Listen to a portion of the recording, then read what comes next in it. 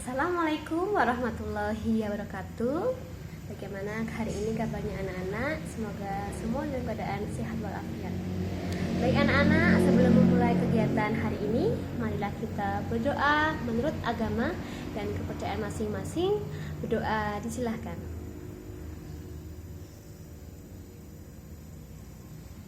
Terima kasih. Baik, hari ini ketemu lagi dengan Bu Isfi Laili Nur Hikmah dalam materi sosiologi tentunya ya. Dalam materi yang akan kita sampaikan hari ini mengenai proses hubungan sosial dan dampaknya. Jadi kita akan bahas bagaimana proses hubungan sosial dan dampaknya.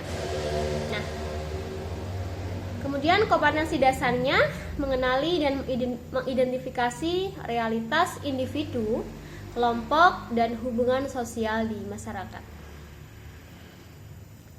Kemudian tujuan pembelajarannya, yang pertama untuk mengidentifikasi pengertian dan syarat hubungan sosial. Kemudian yang kedua untuk menganalisis faktor pendorong dan bentuk dari hubungan sosial. Ini tujuan pembelajarannya. Kemudian kita masuk pada materi yang pertama mengenai definisi pengertian dari interaksi atau hubungan sosial. Apa itu interaksi? Oke. Interaksi merupakan hubungan timbal balik antar individu ataupun individu dengan kelompok maupun kelompok dengan kelompok. Berarti kalau kalian ngomong sendiri itu bukan disebut dengan interaksi karena sendiri. Dikatakan interaksi berarti harus lebih dari 2 orang tentunya ya.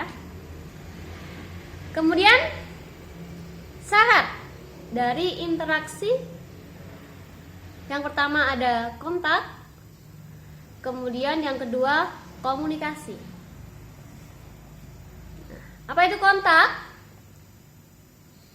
Merupakan proses awal terjadinya interaksi sosial. Kemudian dikatakan kontak ketika masing-masing pihak bereaksi tetapi tanpa harus bersentuhan fisik. Jadi kalau tidak bersentuhan fisik juga dapat dikatakan sebagai kontak. Nah, ini kalau langsung berarti menggunakan tatap muka. Kalau tidak langsung berarti menggunakan perantara. Oke, sampai di sini kontak, paham ya? Kemudian yang kedua syaratnya yaitu komunikasi. Merupakan proses pengiriman pesan yang disampaikan oleh komunikator kepada komunikan atau penerima pesan. Jadi kalau kalian mengirim pesan, mengirim chat disebut sebagai komunikator. Kemudian teman kalian yang menerima chat, yang menerima pesan dari kalian disebut dengan penerima pesan. Itu misalnya. Atau misalnya kalau di seminar ada pembicara, berarti si pembicaranya sebagai komunikator, kemudian audiens sebagai komunikan, penerima pesan. Komunikasi. Oke, paham ya? Gampang, insya Allah semuanya paham. Next, kemudian kita masuk pada konsep dari proses hubungan sosial. Ini Bu Isfi sudah bikinkan bagan diagram. Yang pertama, proses asosiatif, kemudian proses disosiatif, kemudian ketika ada proses, kemudian berdampak. Ketika ada dampak pasti ada dampak positif dan ada dampak negatif. Oke, kita bahas yang pertama, proses asosiatif. Apa itu proses asosiatif? Nah, ini proses hubungan yang mengarah pada persatuan, meningkatkan solidaritas antar individu maupun kelompok. Berarti konotasinya positif. Berarti kalau disosiatif berarti negatif. Nanti kita bahas ya. Kita bahas yang asosiatif. Nah, ini ada macamnya. Yang pertama kerjasama, Kemudian kedua akomodasi. Yang ketiga akulturasi, asimilasi, dan yang terakhir ada amalgamasi. Kita bahas satu persatu. Yang pertama kerjasama. Sudah tidak asing lagi ya.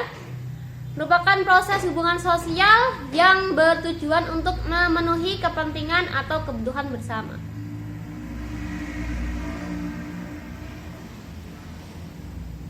Nah, ini ada jenisnya, macamnya. Yang pertama, tawar-menawar. Ditemui di mana? Bergaining. Biasanya di pasar tradisional ya. Ada kegiatan tawar-menawar. Nah, ini biasa yang anak-anak mall pasti nggak tahu nih proses tawar-menawar. Atau jangan-jangan ada yang belum pernah melakukan kegiatan tawar-menawar? Nah, yang belum bisa dicoba ya kegiatan dari bergaining atau tawar-menawar. Nah, ini pengertiannya, bentuk perjanjian mengenai pertukaran barang dan jasa antara dua orang atau lebih di pasar. Kemudian kooptasi,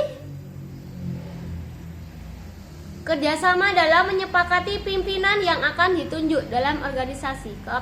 Cooptation. Yang ketiga koalisi. Nah, ini kerjasama dua partai politik atau lebih untuk mencapai tujuan. Dengan cara apa? Bergabung menjadi satu.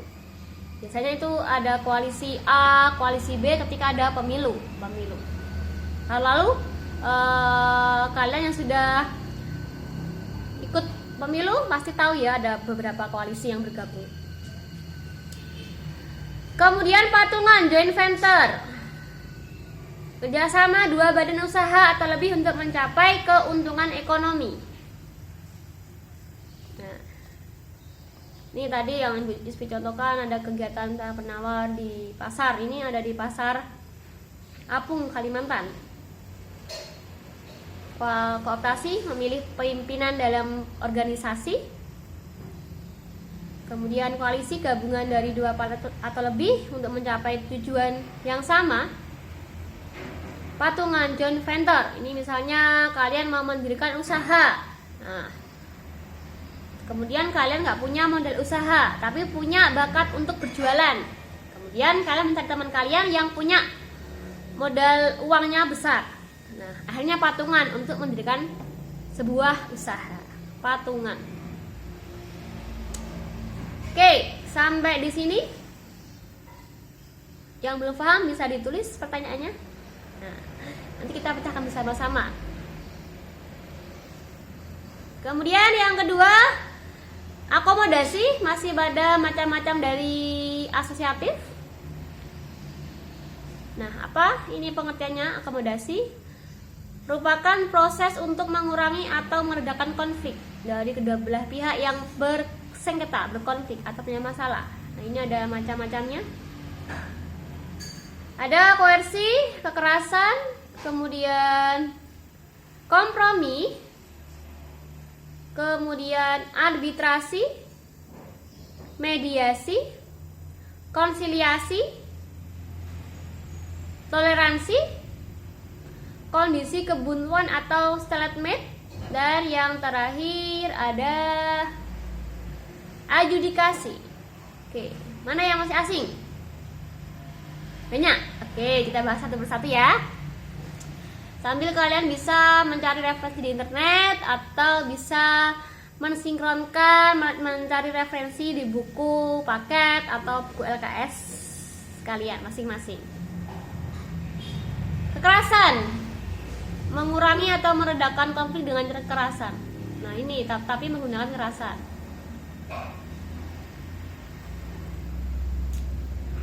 Kemudian kompromi, sebagai bentuk akomodasi dengan jalan damai atau saling mengurangi tuntutan. Kemudian arbitrasi. Nah, usaha penyelesaian sengketa dengan bantuan pihak yang berwenang untuk membuat keputusan penyelesaian. Misalkan di sini Bu Ilvi contohkan ada masalah antara buruh pabrik dengan pemilik pabrik. Nah, kemudian pihak yang berwenang sebagai pihak ketiganya, misalkan Misalnya ada dinas tenaga kerja. Nah, ini. Lanjut, mediasi. Pengikutsertaan pihak ketiga sebagai penasehat yang netral dalam menyelesaikan masalah. Misalkan kalau di sekolah kalian berantem nih sama temenmu, kemudian dihadirkan guru BK atau wali kelas untuk membantu masalah, sehingga penasehatnya bersikap netral, tidak memihak salah satu dari kalian. Itu misalnya, berarti mediasi. Atau misalkan kalian punya teman yang sedang berkelahi nih, kemudian diri kalian menjadi penengah yang netral, tidak memihak pihak A atau pihak B. Mediasi, gampang ya. Nah ini, jangan ada bertengkar, kemudian menjadi pihak yang ketiga, menasehati, tapi tidak memihak salah satu. Mediasi. Lanjut, konsiliasi. Nah, sebagai proses usaha untuk mempertemukan keinginan pihak yang berselisih sehingga mencapai persetujuan dan menyelesaikan masalah. Berarti usaha dalam mempertemukan keinginan pihak yang berselisih. Nah, misalkan di sini ada lembaga pemerintah atau LSM atau akademisi yang sebagai pihak yang mempertemukan pihak yang berkonflik.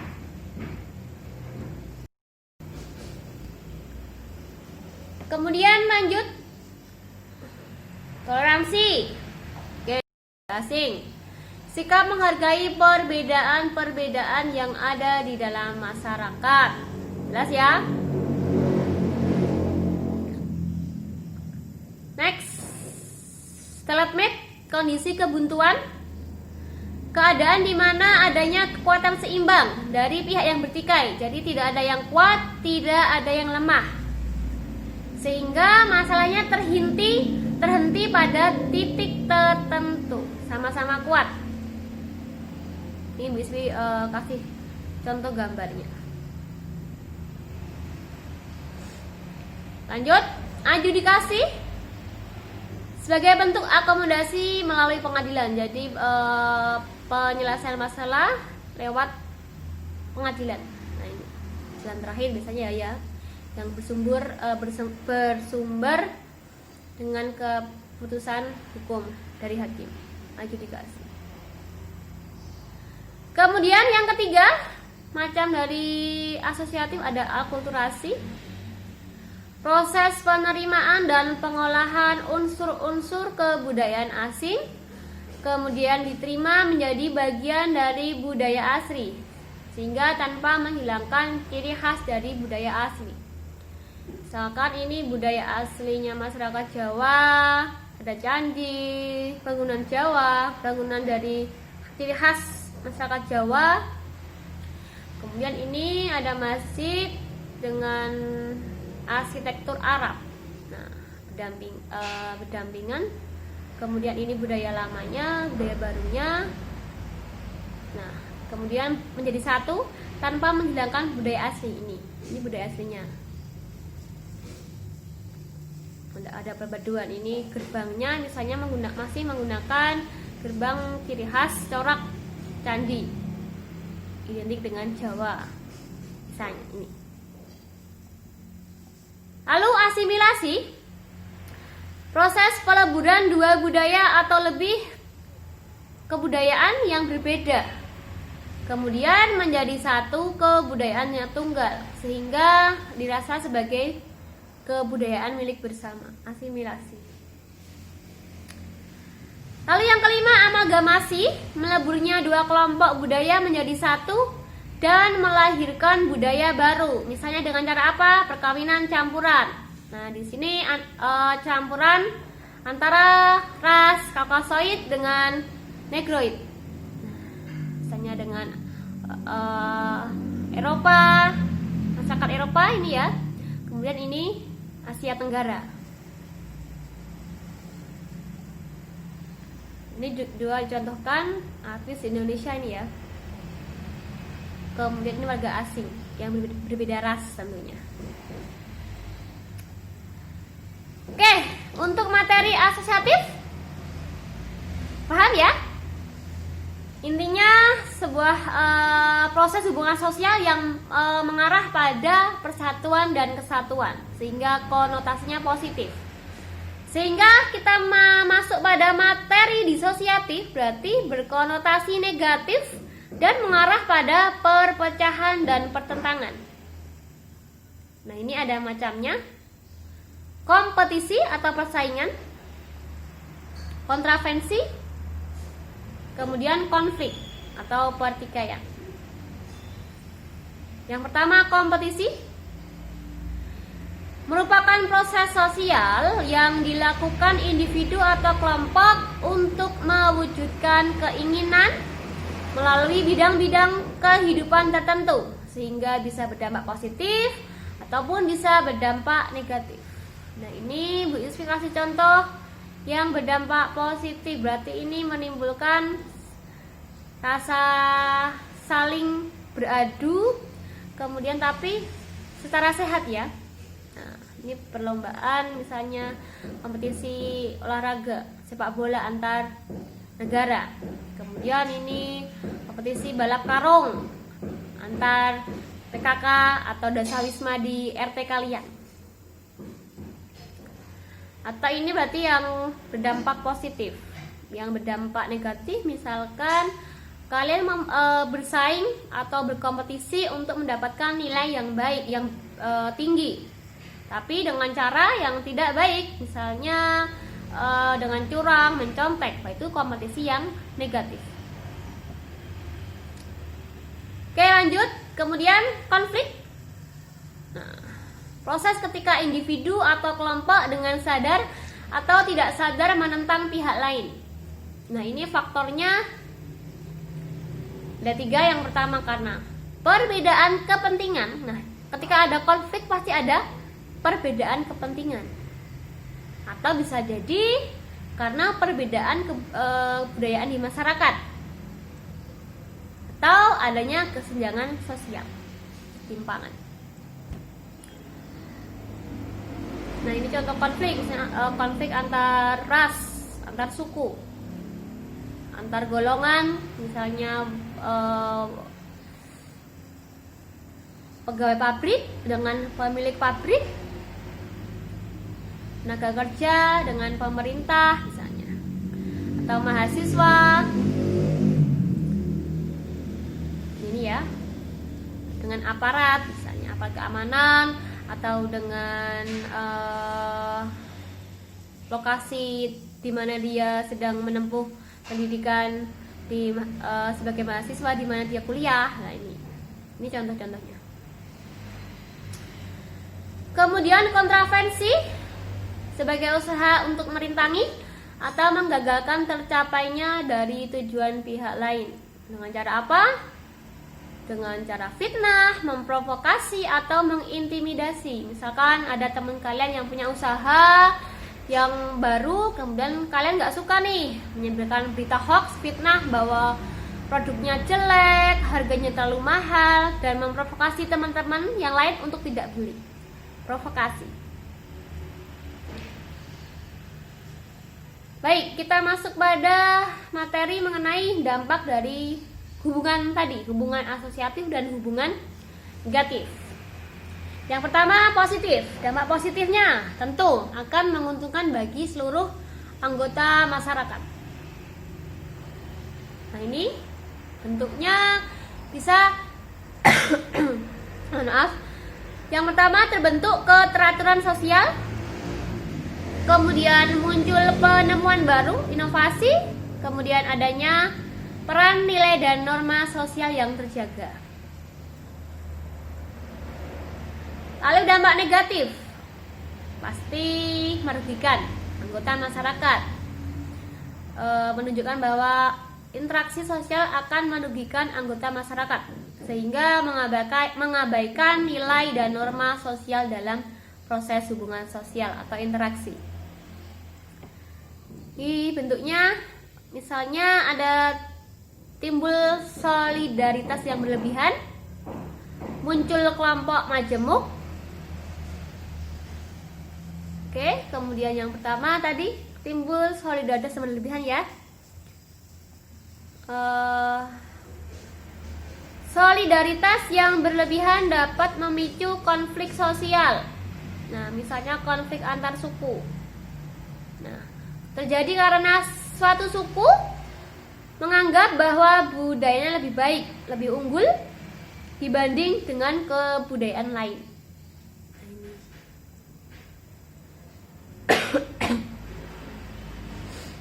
Oke, next masuk pada muncul kelompok majemuk. Apa itu kelompok majemuk?